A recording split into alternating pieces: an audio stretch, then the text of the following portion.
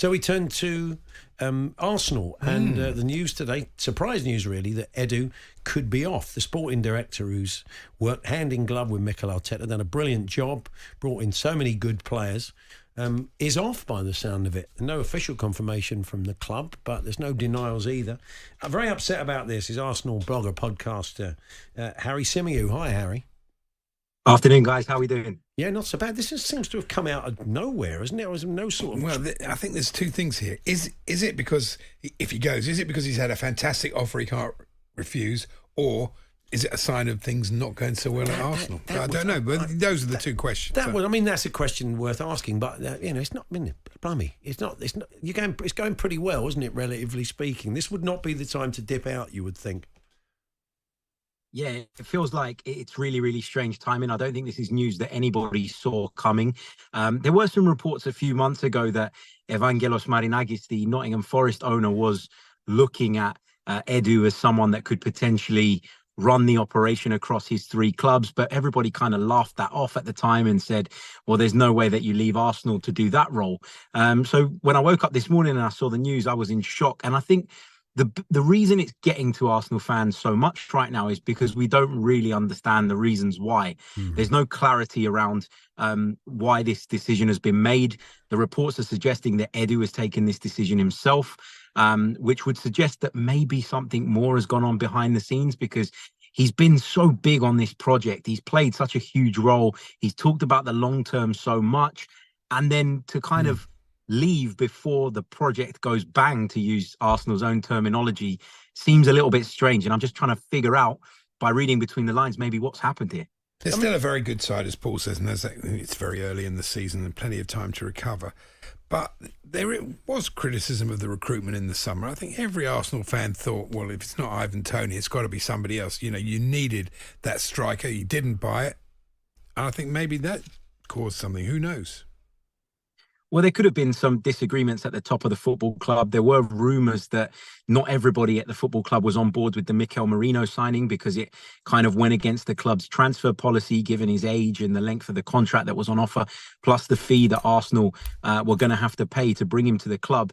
We didn't ever know specifically who it was that took issue with that. But then for a few months down the line, Edu to be moving on, you do start to wonder if there's been some disagreements over the course of the summer. I think it was an okay transfer window for Arsenal. I don't like to judge windows too early, because I think sometimes you can look at West Ham, for example. You'd say they'd won the window with the players they brought in, and they're struggling. So sometimes you need to let these things breathe before we can really assess how good or bad a window was. But it seems like something may have happened in the background, which is worrying. The concern would be Mikel Arteta, because of his relationship with him, and the fact they worked so well together. And sometimes I don't doubt they'll bring in another sporting director, but they're going to have to make sure it's someone that can work with Arteta, that ideally Arteta knows. I know they don't grow on trees, good sporting directors. So that could be a concern, you know, that you've got a manager there that you love and you wouldn't want to lose, but that relationship's going to have to be right. That appointment's going to have to be right. Yeah, absolutely. They've done a great job in unison of kind of changing the culture at Arsenal Football Club. They've both been behind that. They've both played a massive part in that. Mikel Arteta gets all the plaudits, obviously, being the manager and being the one that kind of faces up to the cameras whenever that's required. But I think Edu's done a good job too, because when Mikel Arteta would have gone to him and said, I need X player or Y player out, even if it means terminating their contract, you need support from the hierarchy to get that kind of thing done. And Edu has always been there to back him, to support him. Edu admitted, didn't he, on the Amazon documentary, that he didn't always necessarily agree with every Mikel Arteta decision. And so I think that's healthy too, to have someone who can challenge.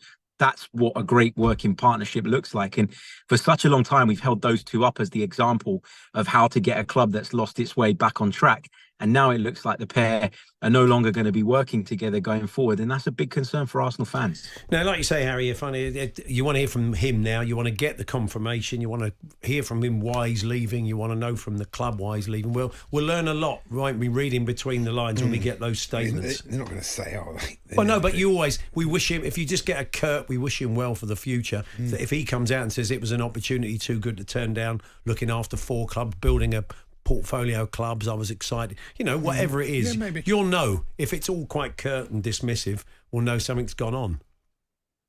Absolutely, absolutely. I think we're all waiting nervously to find out a little bit more about what's gone on, what's happened. Is there changes in the Arsenal hierarchy? Is the structure going to look different? Did that not work for Edu? Maybe it could be that as well. We'll have to wait and see, of course. Good to talk to you, Harry. Thanks very much. Paul Hawksbee and Andy Jacobs, Monday to Friday afternoons 1 till 4 on AM, on DAB, via the talkSPORT app and on your smart speaker. talkSPORT.